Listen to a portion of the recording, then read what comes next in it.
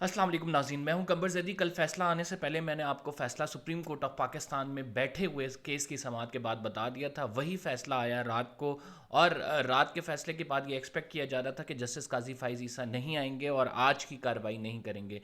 लेकिन आज उन्होंने अपने स्कोर सेटल करने थे चीफ़ जस्टिस ऑफ पाकिस्तान के साथ। उन्होंने आके कार्रवाई की और कहें मुझे तो वो नोटिस मिला ही नहीं है, तो मैं कार्रवाई का हिस्सा ही नहीं था, तो मैं कैसे कार्रवाई रोक दूं। और एक लंबी समाअत हुई, फिर अटॉर्नी जनरल ने उनको ऑर्डर पढ़ के सुनाया, और उनके बाद जो है जस्टिस काजी फ़ाइज़ ईसा ने एक ऑर्डर जारी किया। इस पूरी समाअत में जस्टिस काजी फ़ाइज़ ईसा ने जो बातें की हैं वो directly chief justice of Pakistan को हिट कर रही हैं। इसके साथ एक सहाफ़ी को भी बुलाया गया, उससे भी पूछा गया, और साथ साथ जो अटॉर्नी जनरल ने कहा कि फ़ोन पर साजिशें हो रही हैं, वो स्टोरी आपको तमाम सुनाऊंगा इस व्लॉग में, और आपको बताऊंगा भी ये दोनों की लड़ाई जो है इतनी मज़ीद बढ़ गई है कि जो एक तरफ की समाअत करते हैं, जब दूसरी तरफ समाअत जाते हैं तो दूसरे पॉइंट्स देखने को मिलते हैं। ये क्या इसका एंड होगा, ये कहाँ जाके रुकेगी। साथ आपको ये भी बताएंगे इमरान रियाज खान के हवाले से बड़ी परेशान कुन खबरें आ रही हैं, और RSF जो रिपोर्टर्स विदाउट बॉर्डर्स के हवाले से एक तंजीम है, उसने भी एक आर्टिकल शाया किया इमरान रियाज खान के हवाले से। वो मैं आपके सामने रखूँगा, और उसमें खुदा ना खास्ता बताया ये जा रहा है कि हो सकता है डिटेंशन में इमरान रियाज खान साहब की या उनको बीट किया हो गया हो, या फिर उनकी डेथ भी हो गई हो। ये जो खबरें आ रही हैं बड़ी परेशान कुन है। जो उसका पर्टिनेंट पैराग्राफ है वो मैं आपको पढ़ के सुना दूंगा, ताकि आपका भी ज़्यादा टाइम वेस्ट ना हो। मैं क्विकली आपको आज की कार्रवाई जो कि कोर्ट के अंदर हुई है वो बता देता हूँ। अगर चैनल सब्सक्राइब नहीं किया तो सब्सक्राइब ज़रूर कर लें काइंडली। देखें, आज जो कार्रवाई हुई, जस्टिस काजी फ़ाइज़ ईसा आके बैठे तो उन्होंने सबसे पहले ये पूछा कि मुझे तो नोटिस ही नहीं जारी किया गया। और नोटिस नाज़रीन ये होता है कि जब भी कोई समाअत होती है उसका अल्टीमेटम दिया जाता है कि आप आके अपनी पोजीशन एक्सप्लेन करें। उन्होंने कहा कि जब मुझे आके बताया ही नहीं गया तो मैंने कार्रवाई कैसे रोकनी थी। अटॉर्नी जनरल ऑफ पाकिस्तान जो है वो रुस्तम पे आए, उन्होंने बताया कि कल एक ऑर्डर आया है और उस ऑर्डर के मुताबिक हम ये जुडिशल कमीशन की कार्रवाई नहीं कर सकते। उन्होंने कहा कि आप पढ़ के सुनाए, जस्टिस काजी फ़ाइज़ ईसा ने। इस पर अटॉर्नी जनरल ने कहा, इस पर जस्टिस काजी फ़ाइज़ ईसा ने यह भी पूछा कि आपको वो नोटिस मिला था, आप क्यों वहाँ पे बैठे थे। अटॉर्नी जनरल ने कहा मुझे नोटिस बाद में आया था, मुझे पहले बुलाया गया कि अदालत लगने लगी, आप आ जाएं, मुझे पैगाम भेजा गया। जिस पर जस्टिस काजी फ़ाइज़ ईसा ने कहा कि ना मेरे सेक्रेटरी को पैगाम भेजा गया और ना ही मेरे जो है किसी भी शख्स, मुतल्लिका शख्स को पैगाम भेजा गया कि इसकी समाअत होने लगी है, कार्रवाई होने लगी है। जुडिशल कमीशन चूँकि काजी फ़ाइज़ ईसा उसकी सरबराही कर रहे थे, तो वो ये कह रहे थे कि हमें बुलाया नहीं गया, हमें सुना नहीं गया, और एक फ़ैसला सादर फरमा दिया गया। अच्छा, अब इसमें बड़ा इंटरेस्टिंगली जो चीज़ मैं आपको बताना चाहता हूँ वो ये है कि जस्टिस काजी फ़ाइज़ ईसा के जब रिमार्क सामने आए तो उससे directly chief justice Umar Ata Bandial hit हो रहे थे। जस्टिस काजी फ़ाइज़ ईसा ने कहा कि सबसे ज़्यादा इस ऑर्डर में ऑर्डर पढ़ के सुनाया गया तो प्राइवेसी का जिक्र है। जस्टिस काजी फ़ाइज़ ईसा ने कहा कि प्राइवेसी सिर्फ घरों और अहले खाना से मुतल्लिक होती है। कोई मुझे फ़ोन करके प्राइवेसी के एवज़ फ़ैसले का कहेगा तो ये भी प्राइवेसी होगी। मैं किसी को काम के बदले रियायत दूँ तो ये भी क्या प्राइवेसी होगी। यानी उनका ये कहने का मकसद था कि कोई भी ऐसा शख्स जो गैर कानूनी काम कह रहा है फ़ोन पर, उसका फ़ोन टेप कर लिया जाता है और वो इल्लीगल एक्टिविटी में मुलव्वस है, तो क्या ये भी प्राइवेसी के ज़ुमरे में आएगा। फिर उन्होंने कहा कि अदालत कम अज़ कम कमीशन को नोटिस जारी करके मौक़िफ़ तो सुन लेती। अक्सर लोग फ़ोन पर साजिशें भी करते हैं, अटॉर्नी जनरल ऑफ पाकिस्तान की जानिब से ये कहा गया। और सड़कों पर लगे ट्रैफिक कैमरे और स्पीड चेक करने के हवाले से, स्पीड चेक करने के लिए होते हैं, क्या उनसे भी साजिश होती है, ये जस्टिस फ़ाइज़ ईसा की जानिब से कहा गया। गैर कानूनी रिकॉर्डिंग पर कार्रवाई हो सकती है। दौरान समाअत अदालत में मेरे केस का हवाला दिया गया। जस्टिस काजी फ़ाइज़ ईसा ने कहा अच्छा ये हवाला कौन सा है। जस्टिस काजी फ़ाइज़ ईसा का जो रेफरेंस आया था नाज़रीन, उस रेफरेंस का हवाला दिया गया, और वो रेफरेंस ये था कि जो जस्टिस काजी फ़ाइज़ ईसा के असासे हैं वो इनकम से ज़ायद हैं, और जो आपको पता है कि उस पर फुल कोर्ट बैठी थी, फिर उस पर एक जजमेंट आई। कल उसका हवाला दिया गया कि जस्टिस काजी फ़ाइज़ ईसा में केस में जस्टिस मकबूल बाकर ने कहा था कि जज की सर्वेलेंस पर एक मुंतखब हुकूमत चली गई थी, और आज जो है वो जस्टिस काजी फ़ाइज़ ईसा ने उसी का बताया कि मेरा केस और था जो आप मेरा केस कोर्ट कर रहे हैं।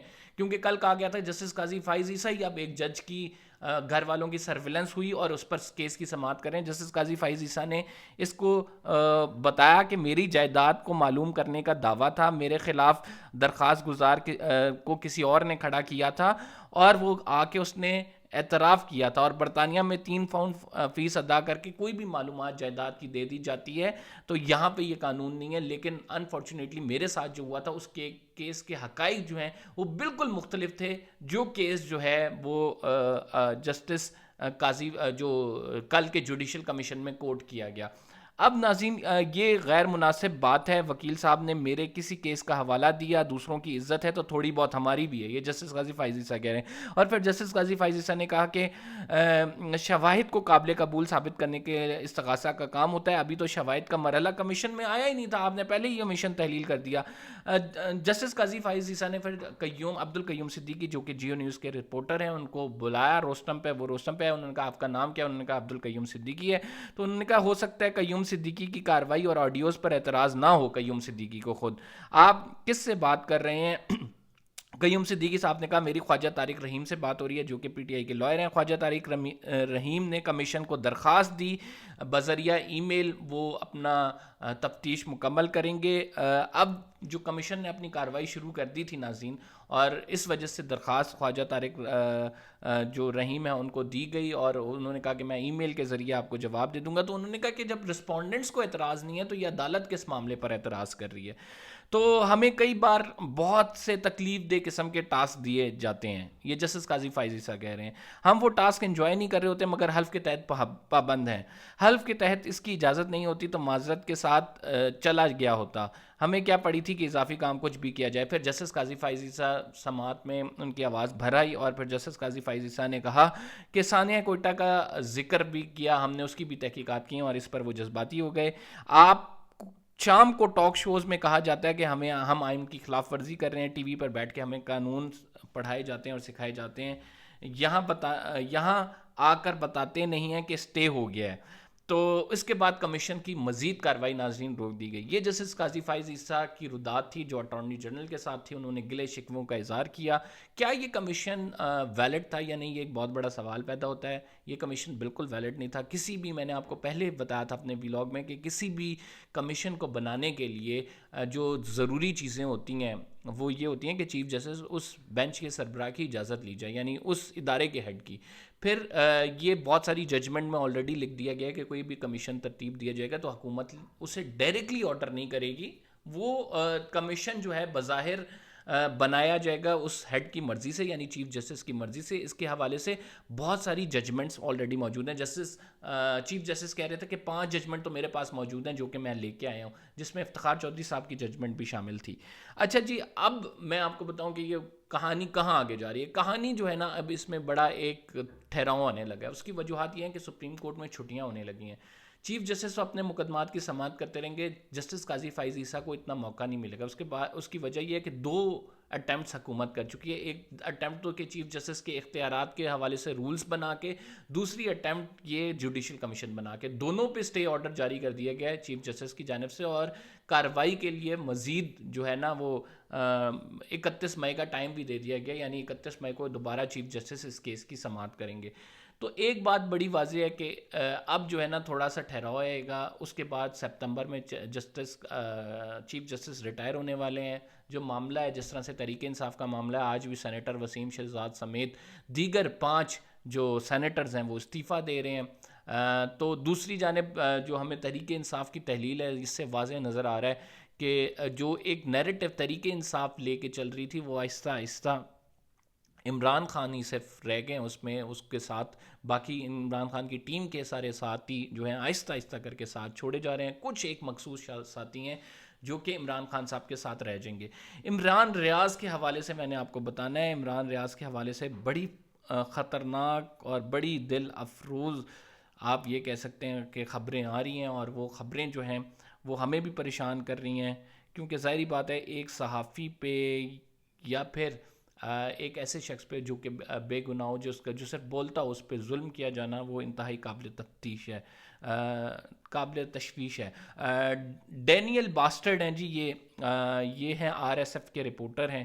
انہوں نے اپنی ایک سٹوری میں لکھا ہے، وائس آف امریکہ نے ان کی سٹوری کوٹ کی ہے، RSF کی ویب سائٹ پہ بھی لگی ہے. According to confidential diplomatic sources consulted by RSF, the government's silence about the TV anchor's fate suggests that he may have badly beaten since his abduction and may even have died in the detention.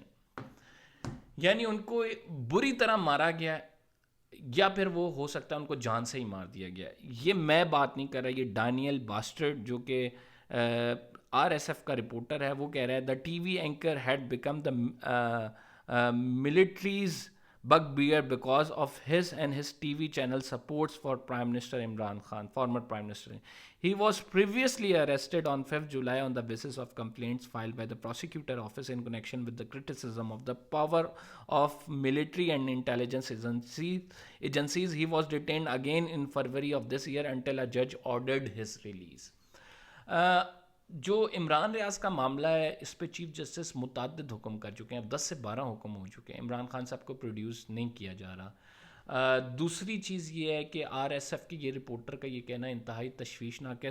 تمام صحافی برادری کو اس time چاہیے کہ متحد ہو کے عمران ریاض کے لیے آواز بلند کریں, اور چاہے عمران ریاض ہو یا کوئی بھی شخص ہو, کوئی بھی صحافی ہو, اس کا اس طرح سے ڈیٹین کیا جانا غیر قانونی ہے. اس کو مارا جانا اور اس کو جان سے مار دینے کا خدشہ موجود ہونا, یہ اس کی فیملی کے لیے انتہائی اذیت ناک مرحلہ ہے. تو خدا کے واسطے اس ملک پر رحم کریں اور عمران ریاض خان کو عدالت کے سامنے پروڈیوس کریں. ہم یہ امید کرتے ہیں کہ ایسا کوئی معاملہ نہیں ہوا ہوگا کہ جس میں یہ خبر آئی ہے جس کے حوالے سے. اللہ پاکستان پہ رحم کرے, اللہ عمران ریاض خان کی حفاظت فرمائے. قمر زیدی کو اجازت دیجیے, فی الحال کے لیے اتنی. اللہ حافظ.